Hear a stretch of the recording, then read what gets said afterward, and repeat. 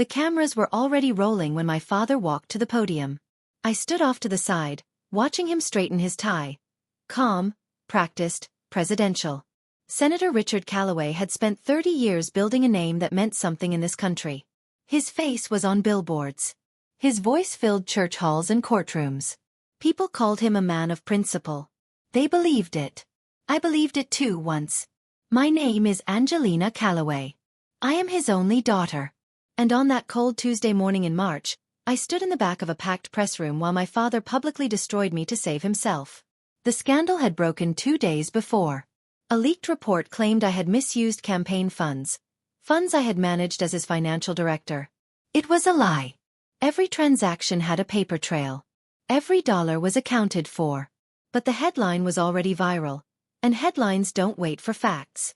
My father leaned into the microphone and said, "I will not let one mistake define our legacy." He spoke about accountability, about standards, about family. He never once looked at me while he said it. The press room emptied slowly. Camera crews coiled their cables. Reporters typed furiously into their phones. My father shook hands with 2 advisors, laughed at something one of them said, and then walked past me like I was part of the furniture. His chief of staff, Marcus, touched my elbow. "He wants a word." We went to the back office. My father closed the door. For 1 second, I thought he was going to apologize. I thought he had a plan to protect both of us. Instead, he looked at his watch and said, "The cleanest move is for you to leave town for a while. Let the cycle move on." "I didn't do anything wrong," I said. "That's not the point, Angelina." "Then what is the point, Dad?" He straightened his jacket. "Right now, you are a liability. And I cannot afford liabilities." He said it so easily. Like I was a bad investment he was cutting loose. No hesitation. No guilt in his eyes. Just efficiency. That was the moment I realized I no longer had a father. I had a brand manager who shared my last name. The fallout came fast. By Thursday, 2 of my closest friends had stopped returning my calls. By the following week, the nonprofit board I had served for 3 years asked me to step back temporarily. The career offer I had spent 6 months working toward, a senior financial role at a DC firm, was quietly pulled with no explanation. At Sunday service, people I had known my whole life looked past me.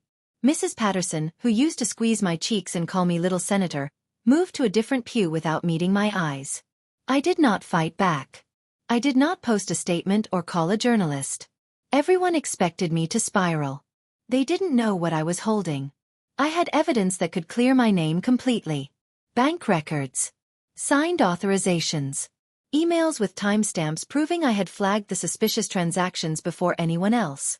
But using that evidence would expose who actually made those transactions, and that person's name would destroy my father's entire career overnight. I kept everything in a locked folder on my laptop and kept my mouth shut. I could have exposed the truth. But I didn't. Let me tell you what no one in that press room understood.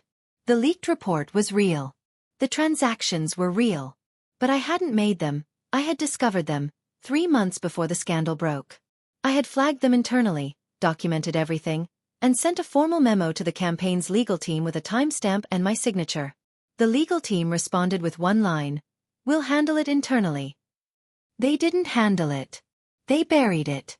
When the press obtained the raw financial data, stripped of context, stripped of my memo, my name was the one attached to the file because I was the one who had found the problem.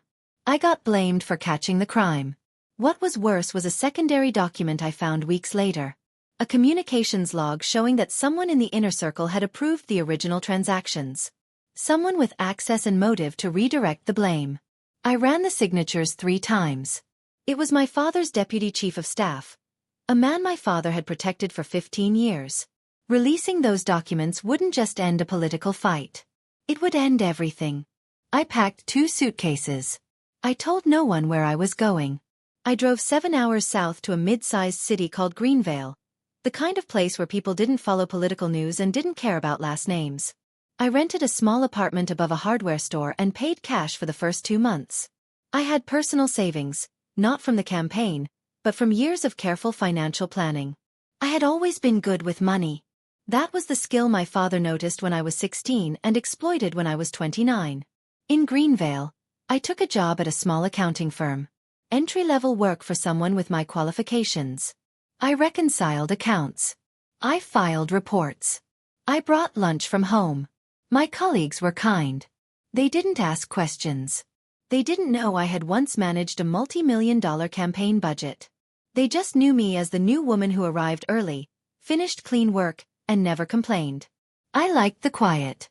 I needed the distance. The media cycle moved on, as it always does. Everyone thought I was finished. Even him. The first 3 months in Greenvale were the hardest. I woke at 5 every morning not because I had to but because my mind refused to rest. I thought about the signed memo in my laptop folder. I thought about my father's face at the podium. I thought about all the Sunday dinners where he had told me that integrity was the only currency that mattered. Money was tight. My salary covered rent, groceries, and basics, barely. I gave up small things I hadn't even thought of as luxuries before. No car payments. Second-hand furniture. Store-brand everything. I kept a notebook beside my bed. Every night before sleeping, I wrote down one thing I had done well that day.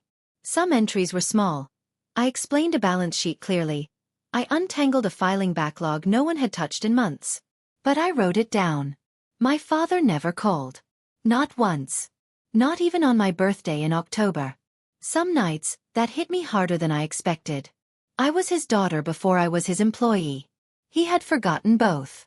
Then one evening in November, I received something I wasn't supposed to see.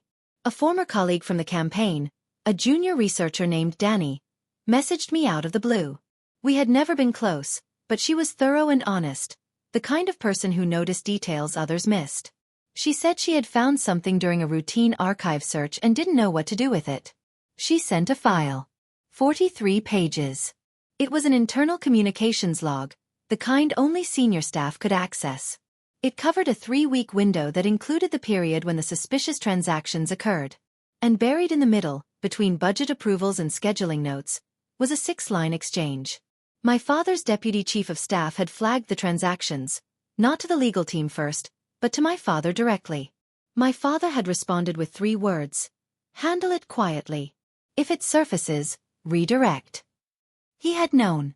He had known before I found the transactions, before I filed my memo, before the press got involved. He hadn't just failed to protect me. He had seen what was coming and done nothing to stop it. He didn't just protect his reputation. He sacrificed me for it. I printed the document, read it twice more, and sat at my kitchen table without moving for 2 hours. That night, I allowed myself a few honest minutes of grief. For the father I thought I had, for 29 years of trust one now understood had been one-sided. Then I wiped my face, made tea, and started thinking clearly. 2 options. I could release everything immediately. Upload the communications log, the financial records, my original memo, all of it. By morning, my father's career would be finished. I would be vindicated. He would be done. Or I could wait. Stay invisible a little longer. Build something real first. Let him believe I was gone and defeated while I quietly became someone he could no longer ignore. The first option was fast. The second was permanent. I chose patience. Not because I was afraid, and not because I had forgiven him. I chose it because I refused to take him down from the bottom. I wanted to look him in the eye as an equal before I ever said a word. If I was going to do this, it wouldn't be from the bottom. I enrolled in 2 online courses. Data analytics and financial forensics. I worked through them before sunrise each day before heading to the accounting firm. Within 4 months, I had earned both certifications and quietly built a professional profile under a different name. M. Reed, using my mother's maiden name. At the firm I started taking the complex cases. A logistics company with tangled books. A family restaurant group restructuring after a rough year. I fixed things senior staff had left half done. I asked for nothing extra. Word traveled the way it does in small cities. Clients began asking for me specifically, the quiet one who actually listens. I built a small side practice. 3 clients at first, then 8, then 15. All referrals. All generating revenue from the first month. I stayed off social media. I attended no events. I gave no interviews. But something had shifted. For the first time in years, people valued me for what I could actually do. Not for whose daughter I was and not in spite of it. Just for the work itself. For the first time, people valued me for who I truly was. 8 months after arriving in Greenvale, a woman named Claire Okafor walked into the accounting firm and asked to speak with whoever had managed the Harbor Group restaurant restructuring. That was me. Claire was regional director of a private equity group called Meridian Capital. They had been tracking the Harbor Group's recovery. A turnaround that had moved faster than projected. She wanted to know who built the plan. We met for coffee. She asked sharp questions. I gave sharp answers. 2 weeks later, Meridian offered me a formal consulting contract. The fee exceeded my entire previous year's salary. They wanted me to assess 3 struggling portfolio companies, identify inefficiencies, and build recovery roadmaps. I completed the first assessment in 11 days. Meridian's senior team said it was the most thorough diagnostic they had received from an outside consultant. They fast-tracked the second and third companies. Then they offered something bigger. A formal partnership with equity stake and my own division within Meridian's advisory branch. I accepted. I signed the paperwork as M. Reed. I did not use Callaway. 6 months into the Meridian partnership, I sat at a long glass table in a boardroom on the 14th floor downtown. Around me were 5 partners, 2 senior analysts, and founding director George Holt, a measured man who had built Meridian over 2 decades. They were presenting my division's valuation. In 9 months, the advisory branch I had built generated $2.3 million in net consulting revenue. 3 portfolio clients had returned to profitability ahead of schedule. A 4th had attracted new outside investment based on our recovery documentation. George Holt looked at me across the table and said, "We want to expand your scope. Significantly." He named a number. An equity buyout valuing my division at just over $11 million, with me as managing partner. I looked at the figure on the page. A year ago I had been buying store-brand pasta and writing small victories in a bedside notebook. I nodded once, calmly. I'll have my attorney review the terms. No celebration. No visible reaction. Just professional composure. I wasn't his liability anymore. I was leverage. A regional business magazine published a feature the following spring. The headline, "The Quiet Strategist. How One Financial Mind is Reshaping Meridian's Portfolio Recovery Model." It used my professional name, M. Reed. It quoted George Holt describing me as one of the most methodical financial minds I've worked with in 2 decades. The piece ran online and in print, and was shared widely across finance and private equity circles. It was a well-reported story, and I felt genuinely proud reading it, not because of the attention, but because every word was earned. 3 days after it published, my phone began receiving calls from numbers I didn't recognize. I ignored them until Claire forwarded a message from a national journalist who had done background research and wanted to follow up on M. Reed. The journalist had found a connection, a reference in an old academic paper I had co-authored years earlier. The paper was filed under my full name, Angelina Reed Callaway. The link was subtle. Most readers would have missed it entirely. But someone recognized the last name. The call came on a Wednesday afternoon. I was reviewing quarterly projections when my phone buzzed with a number I knew immediately. Not my father's direct line, but his chief of staff, Marcus. Ms. Callaway. He still used the name, even though I hadn't in over a year. Senator Callaway would like to arrange a private meeting at your earliest convenience. I waited a moment before responding. I wanted him to sit in the silence briefly, to understand that I was no longer someone who jumped when the Callaway office dialed. Tell him Thursday. 2 o'clock. I'll send the location. I chose a conference room at Meridian's offices. Neutral ground, but mine. I wanted him in my space, sitting at a table I had built from nothing.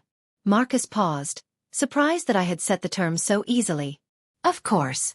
He'll confirm shortly. I hung up and sat quietly for a long moment. 18 months of nothing. No calls, no emails, no birthday message, no acknowledgement that I existed. He had treated my disappearance as a problem he had solved. Now he needed something. Now he remembered I existed. He arrived on time. Itself unusual. My father was rarely punctual unless he was nervous. He looked older. Not dramatically but enough. The lines around his eyes had deepened. His posture, usually perfectly straight, carried a slight forward lean I hadn't seen before. He sat across from me and spent the first few minutes commenting on the building, the view, my apparent success. He used words like proud and impressed. He said nothing about the press conference. Nothing about the office where he had called me a liability and suggested I disappear. Nothing about the 18 months of silence.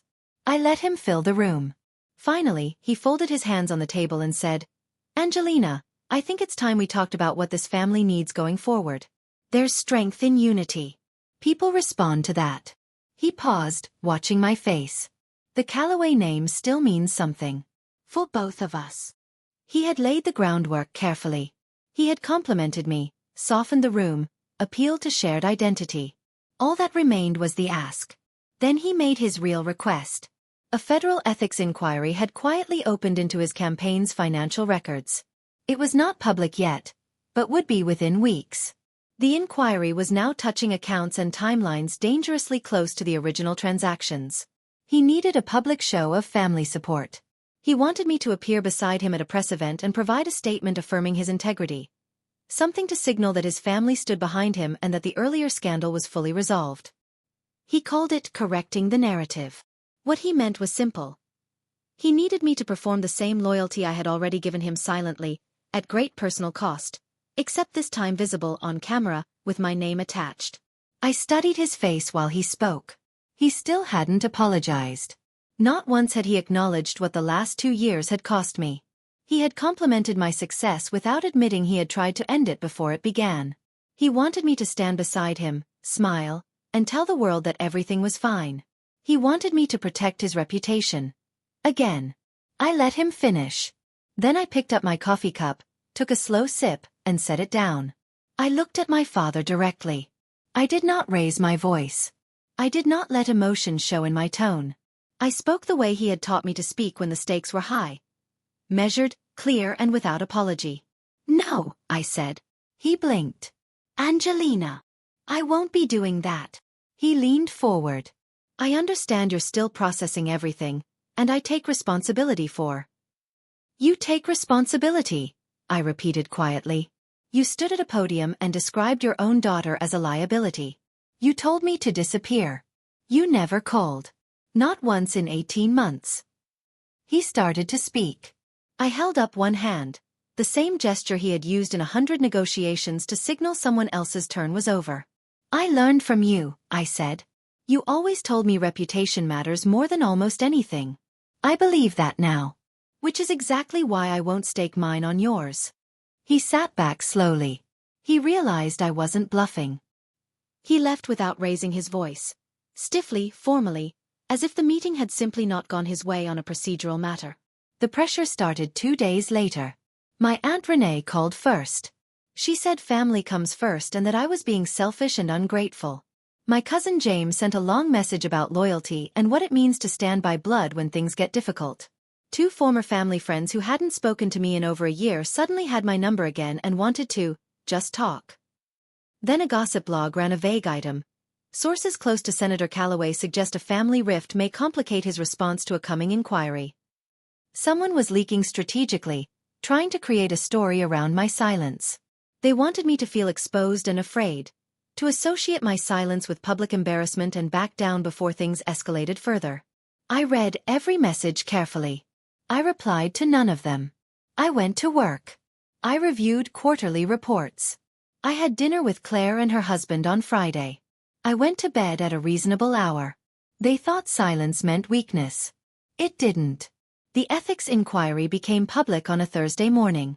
A national journalist had filed a Freedom of Information request 6 weeks earlier and received the documents overnight. By noon the story was everywhere. Journalists began asking questions that hadn't been raised publicly before. Why had the original campaign scandal been resolved so quickly?